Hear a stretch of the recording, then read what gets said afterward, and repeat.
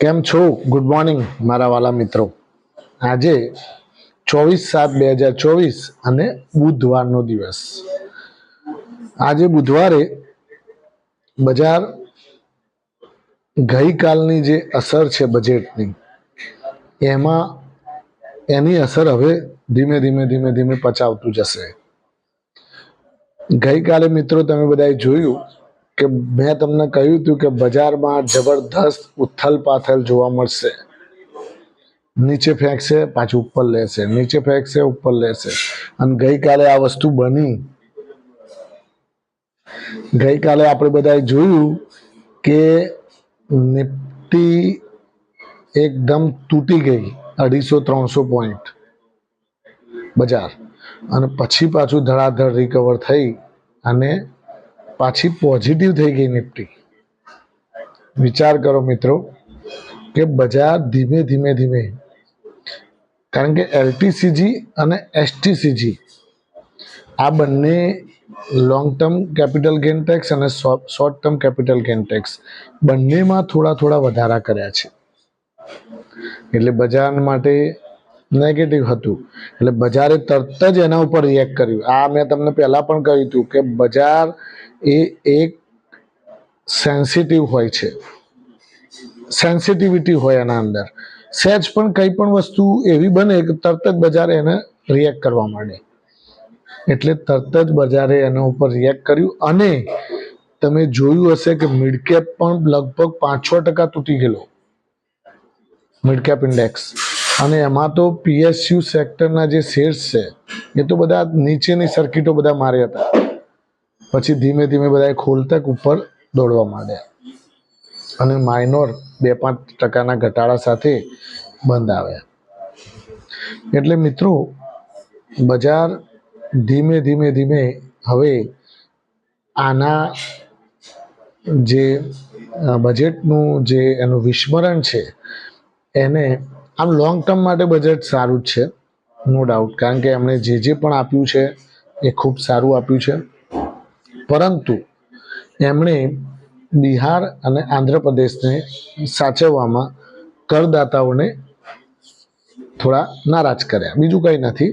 આના અંદર બજેટ ખૂબ સારું છે, બજેટ લોંગ ટાઈમ માટે. અને એલટીસીજી વધે તો શું ખોટું છે, એસટીસીજી વધે તો શું ખોટું છે, પણ બજાર એને કેમ ના લે? કારણ કે તમે લોંગ ટર્મ, આજે કોઈ પણ શેર, તમે માની લો કે આઈટીસી 5000 શેર લઈને બેઠા છો 400 રૂપિયે, 5 વર્ષે કે 10 વર્ષે તમે એને વેચ્યા 5000 રૂપિયે, તો long term capital gain tax તમારા ઉપર લાગે. 10% હતો તો 12% કર્યો, એવી રીતે ટૂંકમાં એનો જે ટેક્સીસ હોય એ કપાય. અને તમે કમાયા છો તો તમારે આપવાનું છે ને, નથી કમાયા તો કોણ માગે છે? એટલા માટે આમ જોવા જાઓ તો સરકાર પણ આના લીધે મજબૂત થાય, સરકારમાં રાજકોષીય ખાધ પણ ઓછી થાય, અને આના કારણે સરકારની અંદર જે પણ ભંડોળ છે, જે હુંડિયામણ છે, એ પણ થોડું મજબૂત થાય. એટલે મિત્રો આમ જોવા જાવ તો એમને એમની જગ્યાએ સાચા છે, પણ બજારની જગ્યાએ સાચું છે. બજારે એને કેમ નેગેટિવ લીધું અને પછી તરત જ એને ખબર પડી કે ના, આમ જોવા જાવ તો આ સારું છે, તો પાછું એને તરત જ બાઉન્સ કરી અને પાછું આવી ગયું. બજારને પણ ખબર છે, પણ એક વખત તો ઝાટકો મારે. જેને પણ આમાં કેવું હોય, મેં તમને કહ્યું હતું કે તમે થોડા સતર્ક રહેજો. નીચે ઘટાડે તમને ખરીદવા મળે તો ઉઠાવજો. કાલે કોઈએ 167માં આઈઆરએફસી ખરીદ્યા, કાલે કોઈએ 240 રૂપિયે ઈરડા ખરીદ્યા, કાલે કોઈએ 560-65 રૂપિયે આરવીએનએલ ખરીદ્યા. નહીં ખરીદ્યા. કેમ કે આપણે બધાને ખરીદવાનો મોકો જ ના મળ્યો. કેમ કે આપણને બીક પેસી ગઈ કે એકદમ બજાર તૂટે તો આપણને શું થાય કે સાલું લેવું કે ના લઉં. એટલે બજારની અંદર શું થાય, એક ડરનો માહોલ ઊભો થઈ જાય. તોડો બસ, વેચો જ વેચો. એટલે અમુક જો કાચા પોચા હોય ને, એ તો પાછા વેચીને નીકળી ગયા હશે કે સારું નીકળી જાઓ ને, કે સર્કિટ મારશે ને એચએનની. પણ નેચરની સર્કિટ મારે એ પહેલાં બાઉન્સ થઈ ગયું. નહીં તો બધાએ તો 16 ને 17% અને 15% ભાવે જ શેરો તૂટી ગયા હતા. એટલે મિત્રો, અલગ અલગ ક્ષેત્રમાં અલગ અલગ આ લોકો તેજી કરી રહ્યા છે. મેં તમને પહેલાં પણ કહ્યું હતું કે તમે ફ્રન્ટલાઇન સ્ટોક્સ ઉપર વધારે ધ્યાન આપો. ફ્રન્ટલાઇન સ્ટોક્સ તમને ગમે ત્યારે પણ નીચે જઈને ઉપર લાવવામાં એ લોકો સક્ષમ છે.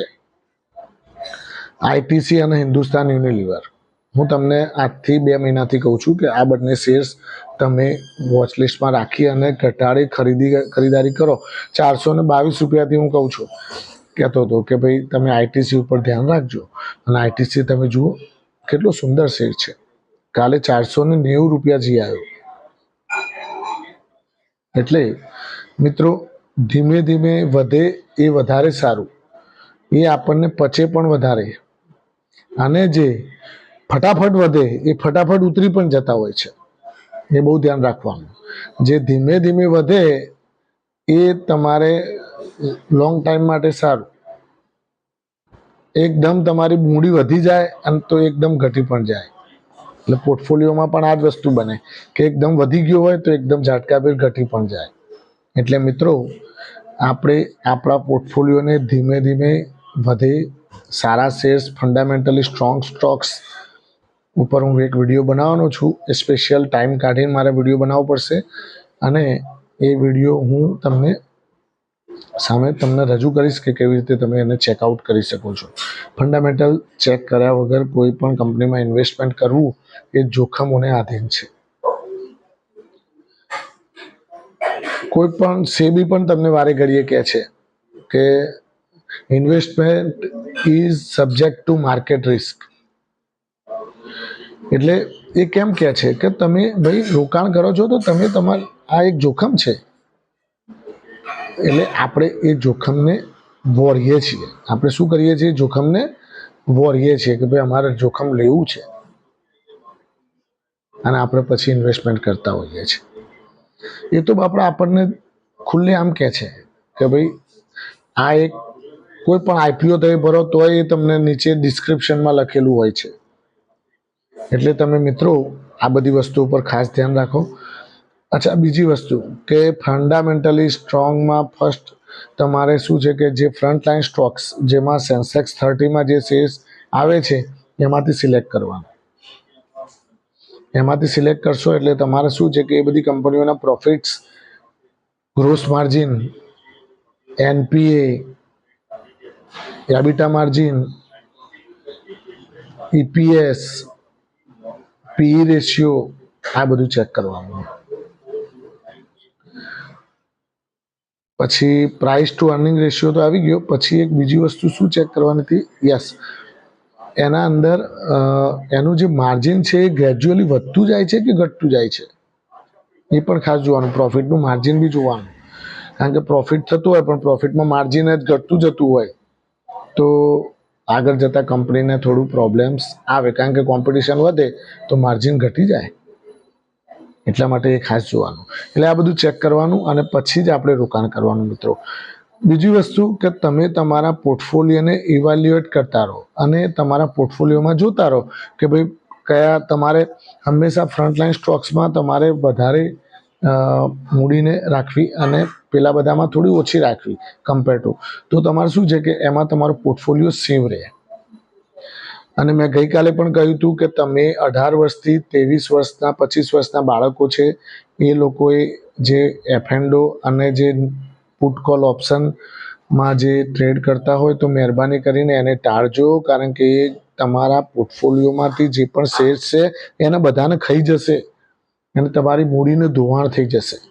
તો મહેરબાની કરી આનું ધ્યાન રાખજો અને તમે તમારા બાળકને પણ આના વિશે જાગૃત કરજો.